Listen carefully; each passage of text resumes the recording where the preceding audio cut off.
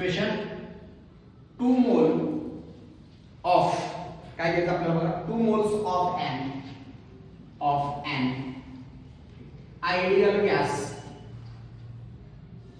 expand isothermally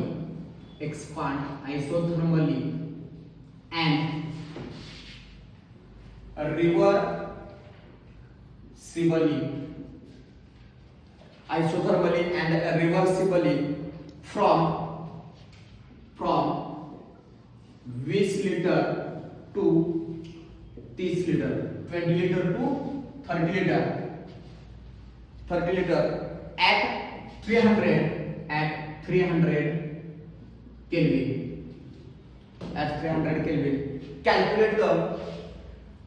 Calculate the work done if R is equal to 8.314 joule per kelvin per mole. बघा काय प्रश्न दिलाय तुम्हाला आता 2 mole of ideal gas expand झाला isothermally and reversibly from 20 litre 20 litre to 30 litre at 300 kelvin. Calculate the work done if R is equal to 8.314 joule per kelvin per mole. काय उत्तर येणार बघा आन्सर मध्ये पहिल्यांदा दिलेलं मोल किती मोल दिले n दिलाय तुम्हाला 2 मोल. n ची किंमत किती आहे 2 मोल. एक्सपांड झालाय म्हणजे V1 एक्सपांड झाला तर सुरुवातीला कमी आहे ते V1 असणार आहे जास्त आहे तो V2 असणार आहे. V1 इनिशियल व्हॅल्यू किती आहे 20 लिटर. फायनल व्हॅल्यू काय आहे V2 is equal to 30 litre. त्यानंतर तुम्हाला काय दिले टेम्परेचर T दिलाय 300 केल्विन. R दिलाय किती दिलाय 8.314 joule per kelvin per mole. काय सांगितले तुम्हाला W max is equal to question mark. Formula आहे आपल्याकडे काय फॉर्म्युला आहे आपला तर W max is equal to -2.303 nRT log base 10 V2 upon V1. त्यानुसार दिलेल्या किमती आपण पुट अप करूया इक्वेशन मध्ये. बघा equation W max work done maximum work done is equal to -2.303 ठीक आहे 2.303 गुणिले n किती दिलाय तुम्हाला 2 मोल. युनिट सहित घेतो आपण किती दिलाय 2 मोल दिलाय.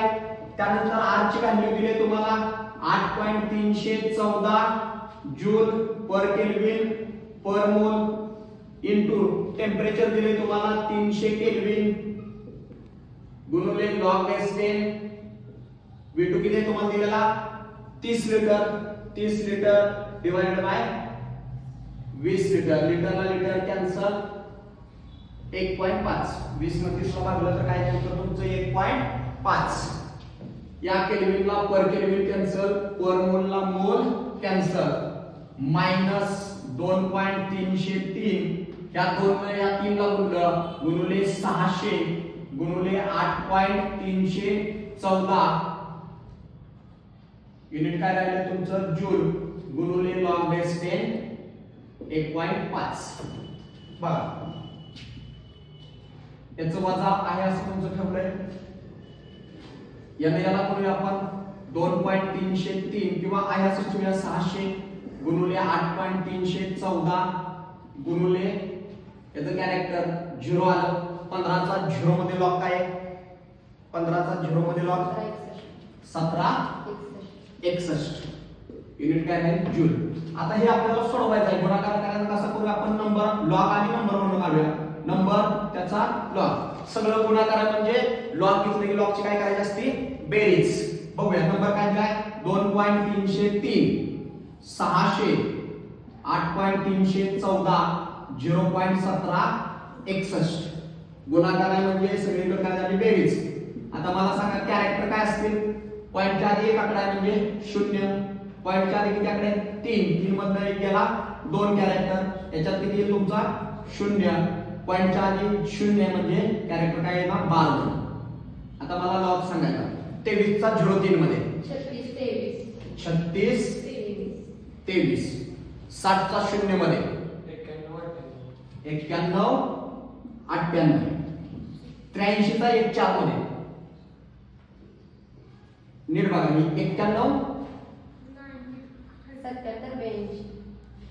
60 चा शून्य मध्ये किती आहे चुकलाय बघा 77 82. 83 चा 1 4 मध्ये 91 98. हा 17 चा 6 1 मध्ये 24 24 57. आता याची सगळ्याची बेरीज आहे 3 आणि 2 5 5 आणि 8 5 आणि 8 13 13 आणि 7 20 0 4 2 8 आणि 2 10 10 आणि 9 19 19 आणि 5 24 24 आणि 2 26 परत हा 4 2 हा 6 आणि 7 13 13 आणि 14 14 आणि 4 18 18 आणि 2 20 ला 4 2 2 आणि 2 4 4 आणि 9 13 13 आणि 7 20 20 आणि 3 23 4 2 2 आणि 2 4 4 मध्ये 1 केला 3. याचा काय घ्यायचा तुम्ही अँटीलॉग. याचा काय करायचा अँटीलॉग. काय बघायचा अँटीलॉग 30 चा 6 मध्ये अँटीलॉग बघा 30 चा 6 मध्ये 20 23. पहिल्या पॉइंट नंतर पहिल्या आकड्यानंतर पॉइंट दिला गुणिले 10 चा रेश टू लिहिला जो पॉइंटचा आकडा आहे तो 10 रेश टू लिहिला 3. हे तुमचं काय आला अँटीलॉग.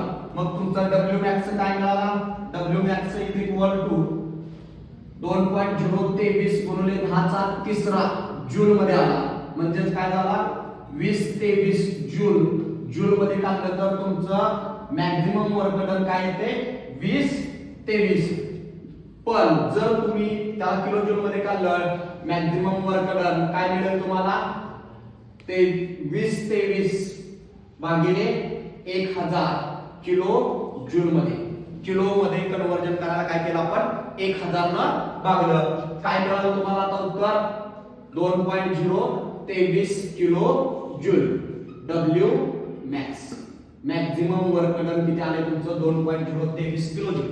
बघा ज्या वेळेस 2 mole of an ideal gas expand होते आयसोथर्मली आणि reversibly from 20 liter to 30 liter at 300 Kelvin, then work done takes place. How many? The 2.023 kilojoule if the R is equal to 8.314 joule per Kelvin per mole. या पद्धतीने तुम्हाला काय मिळेल उत्तर मिळेल. एक एक्झाम्पल अशा प्रकारचं तुम्हाला 2 किंवा 3 मार्काला पडू शकतं. ठीक आहे.